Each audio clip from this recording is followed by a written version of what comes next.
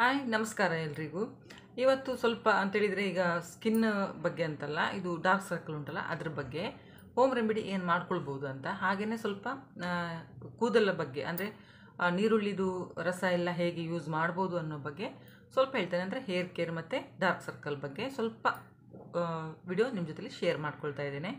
ನಿಮಗೆ ಇದು ಇಷ್ಟ ಆಗ್ಬೋದು ಅಂದ್ಕೊಳ್ತೇನೆ. ಕೆಲವರಿಗೆ ತುಂಬ ಡಾರ್ಕ್ ಸರ್ಕಲ್ ಇರ್ತದಲ್ಲ, ಅಂಥವರು ಅದನ್ನು ಯೂಸ್ ಮಾಡ್ಕೊಳ್ಬೋದು. ಅದರಲ್ಲಿ ನಿಮ್ಗೆ ಯಾವುದು ಇಷ್ಟ ಆಗ್ತದೆ ಅದನ್ನು. ಆಮೇಲೆ ಇದು ಕೂದಲ ಬಗ್ಗೆ ಸಹ ತುಂಬ ಜನರಿಗೆ ಇಷ್ಟ ಆಗ್ಬೋದು ಅಂದ್ಕೊಳ್ತೇನೆ.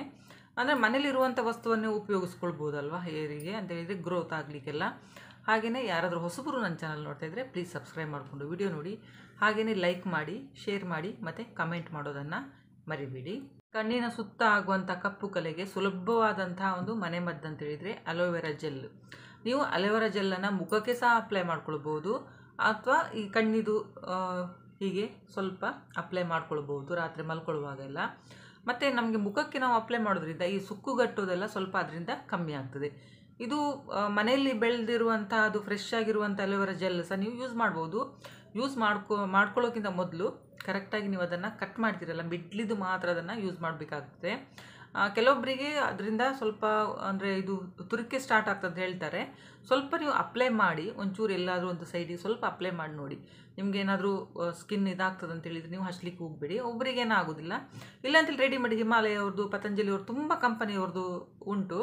ನಿಮಗೆ ಯಾವುದು ಸೂಟ್ ಆಗ್ತದೆ ಅದನ್ನು ತಂದು ಸಹ ನೀವು ಕಣ್ಣಿಗೆ ಇದು ಇಲ್ಲಿ ರೌಂಡಿ ಇದಕ್ಕೆಲ್ಲ ಸ್ವಲ್ಪ ಅಪ್ಲೈ ಮಾಡ್ಬೋದು. ಅದರಿಂದ ಸಹ ಡಾರ್ಕ್ ಸರ್ಕಲ್ ಸ್ವಲ್ಪ ಕಮ್ಮಿ ಆಗ್ತದೆ. ಕಿತ್ತಳೆ ಹಣ್ಣಿನ ಸ್ವಲ್ಪ ರಸ ತಗೊಂಡು ಅದಕ್ಕೆ ಸ್ವಲ್ಪ ಗ್ಲಿಸರಿನ್ ಸಿಗ್ತದಲ್ಲ, ಗ್ಲಿಸರಿನನ್ನು ಆ್ಯಡ್ ಮಾಡಿ ಇದು ಕಣ್ಣಿನ ಕೆಳಗಡೆ ಇಲ್ಲುಂಟಲ್ಲ, ಇಲ್ಲಿ ಸ್ವಲ್ಪ ನೀವು ಅಪ್ಲೈ ಮಾಡ್ತಾ ಬರಬೇಕು. ಅಪ್ಲೈ ಮಾಡ್ತಾ ಬಂದರೆ ಅಂದರೆ ಒಂದೇ ದಿನದಲ್ಲಿ ಆಗಲಿ ಅಥವಾ ಒಂದು ವಾರದಲ್ಲಿ ಏನು ಕಮ್ಮಿ ಆಗೋದಿಲ್ಲ ಅಂಥದ್ದೆಲ್ಲ. ಅಂದರೆ ಹೋಮ್ ರೆಮಿಡೀಸ್ ಯಾವಾಗಲೂ ಹಾಗೆಯೇ ಒಂದು ದಿನ ಅಥವಾ ಒಂದು ವಾರದಲ್ಲಿ ಅದೆಲ್ಲ ಕಮ್ಮಿ ಆಗೋದಿಲ್ಲ. ನೀವು ಡೈಲಿ ಅದನ್ನು ಮಾಡ್ತಾ ಬಂದರೆ ಅದರಿಂದ ಖಂಡಿತವಾಗ್ಲೂ ನಿಮಗೆ ಕಮ್ಮಿ ಆಗ್ತದೆ. ಖಂಡಿತ ಟ್ರೈ ಮಾಡಿ ನೋಡಿ. ಡಾರ್ಕ್ ಸರ್ಕಲ್ ಬರಲಿಕ್ಕೆ ಒಂದು ರೀಸನ್ ಅಂತೇಳಿದರೆ ನಮಗೆ ನಿದ್ರೆ ಕಮ್ಮಿಯಾಗಿ ಬರ್ತದೆ, ಅಥವಾ ಒಂದೇ ಟೆನ್ಷನ್ ಇರುವಾಗ, ಅಥವಾ ಸ್ವಲ್ಪ ಅಂದರೆ ನಮ್ಮ ಹೆಲ್ತ್ ಅಪ್ಸೆಟ್ ಆದಾಗೆಲ್ಲ ಸ್ವಲ್ಪ ನಮಗೆ ಹಾಗೆ ಡಾರ್ಕ್ ಸರ್ಕಲ್ ಬರಲಿಕ್ಕೆ ಸಾಧ್ಯತೆ ಉಂಟಲ್ವ. ಅದಕ್ಕೆ ಹೇಳೋದು ಅಂತ ಹೇಳಿದರೆ ನಿದ್ರೆ ಮನುಷ್ಯನಿಗೆ ಮುಖ್ಯ. ನಿದ್ರೆ ಕರೆಕ್ಟಾಗಿದ್ದರೆ ಮನುಷ್ಯ ಹೆಲ್ದಿಯಾಗಿರ್ತಾನೆ ಮತ್ತು ಈ ಡಾರ್ಕ್ ಸರ್ಕಲ್ ಎಲ್ಲ ಬರೋದಿಲ್ಲ.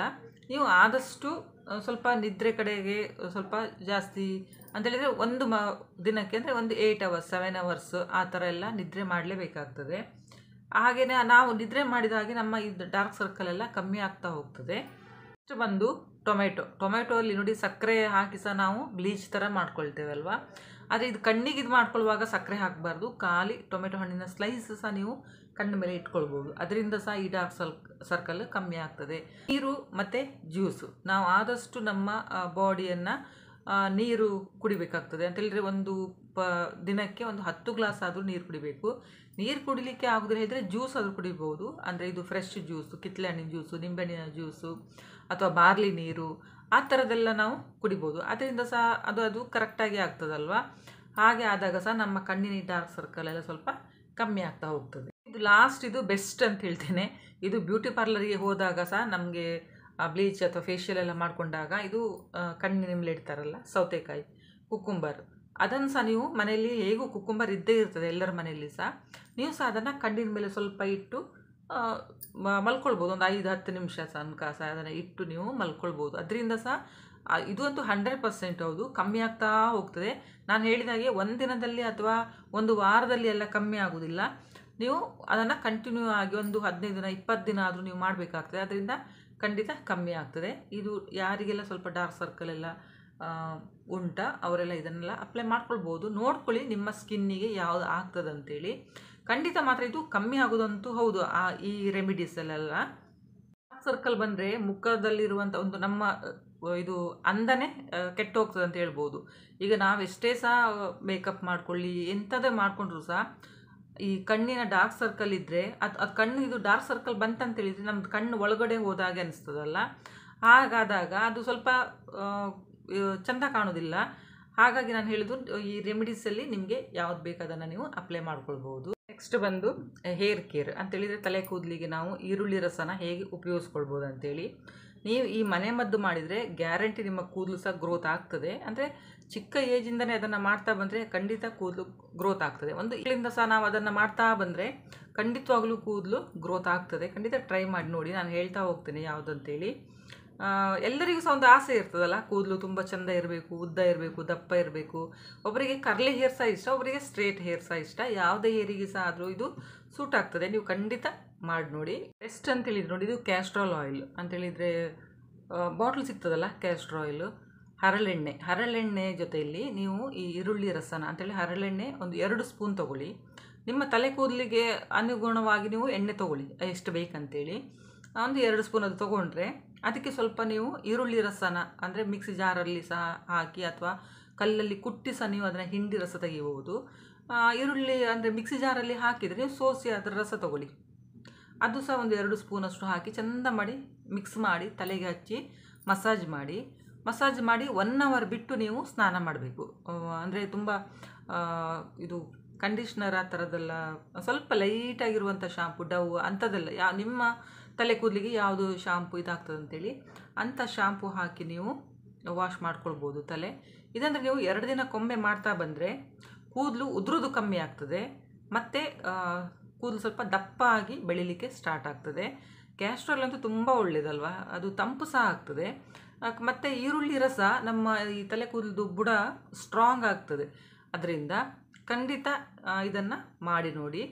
ನೆಕ್ಸ್ಟ್ ಬಂದು ಈರುಳ್ಳಿ ರಸ ಮತ್ತು ಆಲಿವ್ ಆಯಿಲು, ಬಾದಾಮಿ ಎಣ್ಣೆ, ಅದು ಸಹ ಒಂದು 3 ಚಮಚ ಈರುಳ್ಳಿ ರಸ ತೊಗೊಳ್ಳಿ. ಅದಕ್ಕೆ 1.5 ಚಮಚದಷ್ಟು ಆಲಿವ್ ಆಯಿಲ್ ಅಂದರೆ ಇದು ಬಾದಾಮಿ ಎಣ್ಣೆ ಹಾಕಿ ಮಿಕ್ಸ್ ಮಾಡಿ ಅದನ್ನು ನೆತ್ತಿ ಮೇಲೆ ಇಲ್ಲಿ ಹಚ್ಚಿ ಮತ್ತು ಈ ಥರ ರೌಂಡ್ ಶೇಪಲ್ಲಿ ಎಲ್ಲ ಮಸಾಜ್ ಮಾಡ್ತಾ ಬನ್ನಿ. ಒಂದು 5 ನಿಮಿಷ ಆದರೂ ಮಸಾಜ್ ಮಾಡಿ, ಹೀಗೆ ಮಾಡಿ ಮಸಾಜ್ ಮಾಡಿ. ಇದು ಮಾತ್ರ ಒಂದು 2 ತಾಸು ಬಿಟ್ಟು, ಒಂದು 2 ಅವರ್ಸ್ ಬಿಟ್ಟು ನಂತರ ಶಾಂಪೂಯಿಂದ ವಾಶ್ ಮಾಡ್ಕೊಳ್ಳಿ. ಹಾರ್ಡ್ ಆಗಿರುವಂಥ ಶಾಂಪೂಲ್ಲಿ ಮಾಡಲಿಕ್ಕೆ ಹೋಗಬೇಡಿ. ಒಂದೊಂದು ಸಲ ಡ್ಯಾಂಡ್ರಫಿಗೆ ಅಂಥದ್ದೆಲ್ಲ ಶಾಂಪೂ ಇರ್ತದೆ ನೋಡಿ, ಸ್ವಲ್ಪ ಹಾರ್ಡ್ ಇರ್ತದೆ, ಅಂಥದ್ದೆಲ್ಲ ಶಾಂಪೂ ಹಾಕಲಿಕ್ಕೆ ಹೋಗಬೇಡಿ. ಸ್ವಲ್ಪ ಲೈಟಾಗಿರುವಂಥ ಶಾಂಪೂ ಹಾಕಿ ಸ್ನಾನ ಮಾಡಿ.